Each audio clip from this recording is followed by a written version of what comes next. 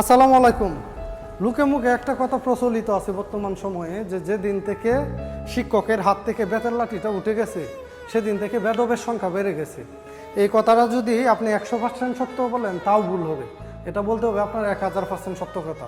আসলেই যেদিন থেকে শিক্ষকের হাত থেকে বেতের লাঠিটা উঠে গেছে সেদিন থেকে সমাজে বেদবের সংখ্যা অনেক বেড়ে গেছে। আমরা যখন পড়াশোনা করছি আমার স্পষ্ট মনে আছে, আমরা যখন ছোটো ছিলাম প্রাইমারি স্কুলে বা হাই স্কুলে পড়তাম তখন আমার বড় ভাই আমার বাবা আমাদের যে অঙ্কের টিচার আছে, ইংলিশের যে টিচার আছে, ওই টিচাররে বলছিল যে ওর শরীরে শুধু হাড্ডি থাকবে, কোনো মাংস থাকবে না, এরকমভাবে বললে দিছিল যে ওর শরীরে হাড্ডি থাকবে মাংস থাকবে না।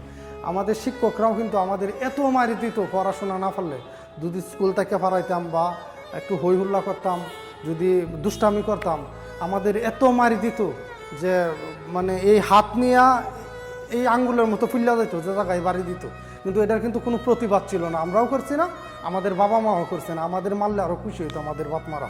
তো তখনকার সময়টা কিন্তু আসলে বেদবের সংখ্যা কম ছিল। আর এখন যে একটা পরিস্থিতি সৃষ্টি হয়েছে যে ছাত্রদের গায়ে বাচ্চাদের গায়ে হাতি দিতে পারবে না শিক্ষকরা, এমনকি একটু কড়া ভাষায় কথাও বলতে পারবে না। আর তখনই কিন্তু আসলে বেদবের সংখ্যাটা বেড়ে গেছে।